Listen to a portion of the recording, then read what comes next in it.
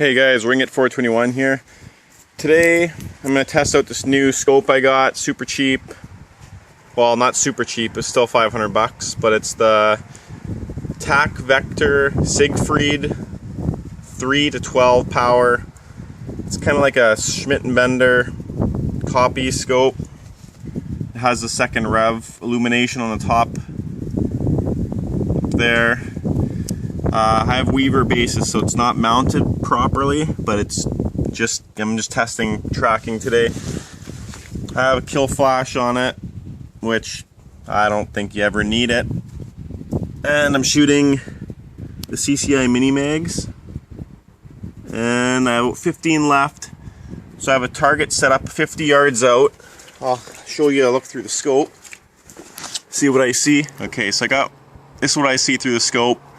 My aim point's right there, and what I'm going to do with those circles for tracking, I'm just going to measure with the reticle and dial for them, always aiming at the center point, and see if it tracks true from what I measure. So could be a little bit of measurement deviation, I guess.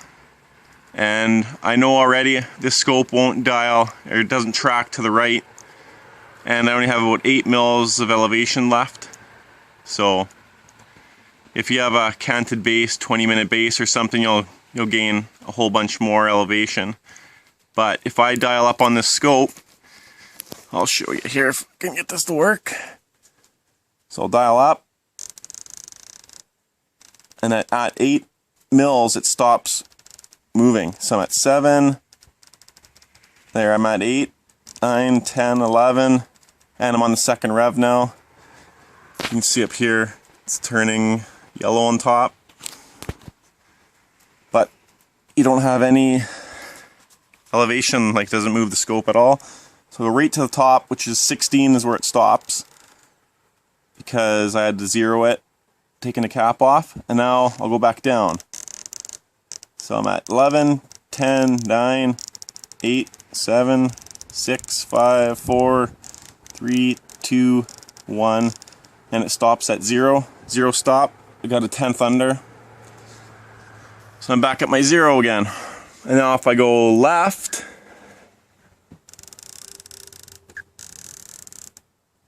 you have lots of adjustment, I think 6 mils. I'll go back to 0, and now dialing right. Oh, it's actually working this time, so maybe it will work. We'll have to see. Anyways, the clicks on the scope are pretty tactile. You can hear them and feel them pretty good. I'll show you the second rev here, even though we can't use it. And sometimes it sticks, which is another big problem. Okay, so now we're on the second rev. You see the yellow up top, and it drops away. There you go.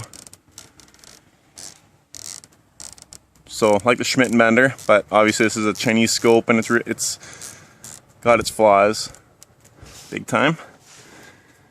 And another thing that's really not very good, I noticed this whole rear bell, if you go to adjust the power, so I'll go back down to 3, and now most of the time if you turn the power ring, the whole rear bell turns, and it's probably supposed to look like that because there's your indexing mark, but that's where it was. So there, the whole thing's turning now with the power ring. Even that, the ocular adjustment, but I don't think it changes my setting for my eye anyways, but it's kind of annoying that everything moves like that. And then here it has illuminated reticle. The first two you could barely see. I don't have a battery in it right now. I took it out because I don't use it ever. But it has 10 settings, or 11 settings actually. I don't use that. But that's that. And then you have your parallax adjustment knob. It's marked. I never use what it's marked, what the markings are anyways. I just adjust it till it's clear to my eye, and when I move my head up and down, the crosshair doesn't move on the target. So now we'll get to some shooting and we'll see what it tracks like and see if it actually does track off to the right now, if I can actually shoot the right target I have up there. Measuring and then dialing and shooting. Alright, let's get to shooting.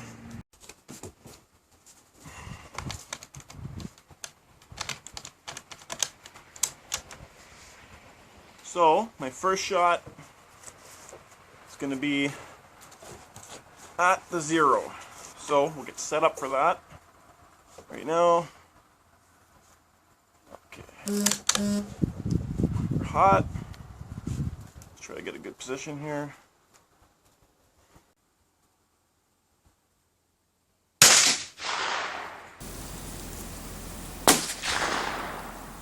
Okay, that's my 0. Now I'm going to dial all the way up, right to 16, and we'll come back down to 0, and we'll see if we're still holding the 0. That's our next shot, shot 2.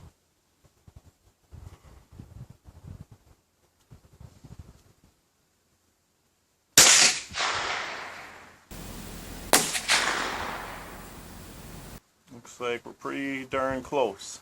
So, now my first circle I'm going to shoot looks to be 3 3/4 mils high and 2 to the left. So, dial 2 left and 3 3/4 up. So go 3.8 and hold on the plus sign, like center, see what happens.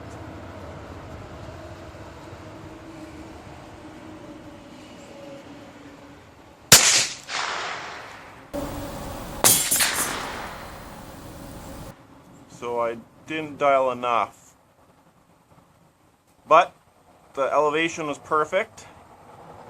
Now I'll come back to 0.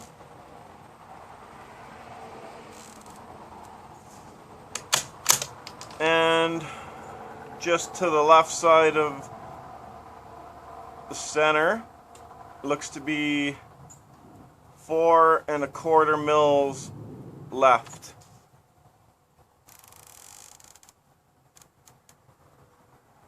So we'll see if we can hit that 4 1/4 with no drop, because the scope doesn't go under 0 very well. It doesn't. It's got a 0 stop. So here we go. 3, 2, 1.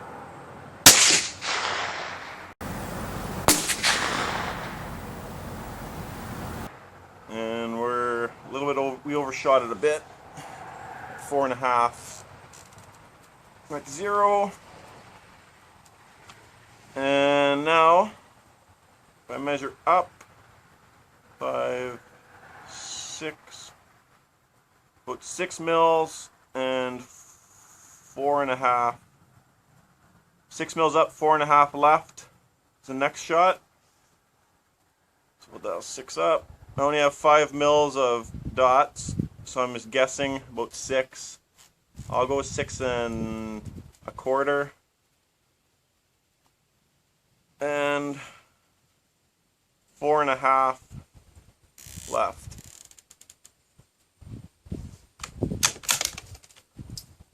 And we'll see what happens.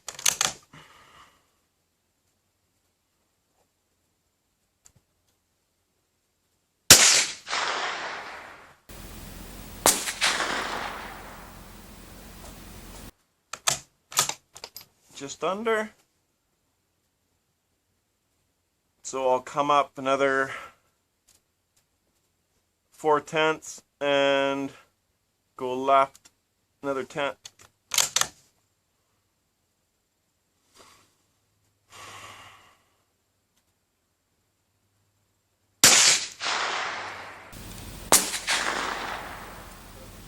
Perfect shot.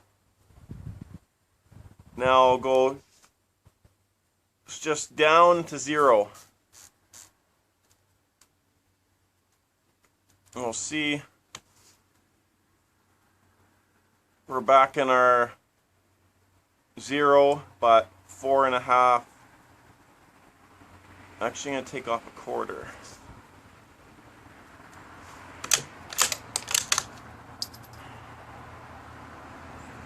So I'm shooting the one basically just a little bit lower than center, but 4.5 mils left.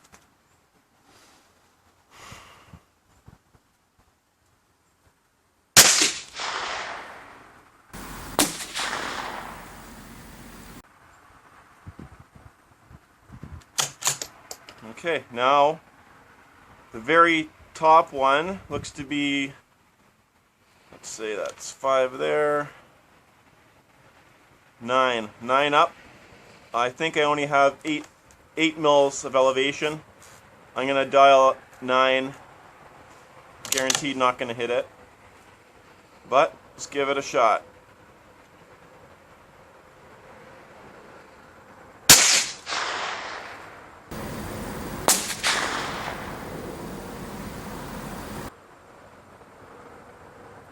Oh, I left my windage.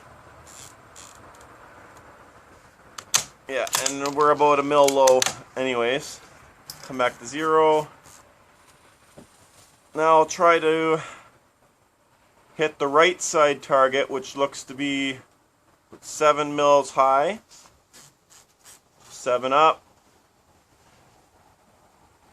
And 4.5 right. That's all I got. Oh, that was a live one. 2 shots left. So holding center again.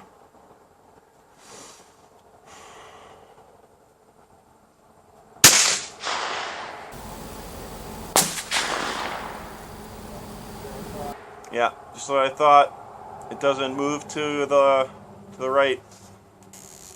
Back to 0, and take another shot at 0.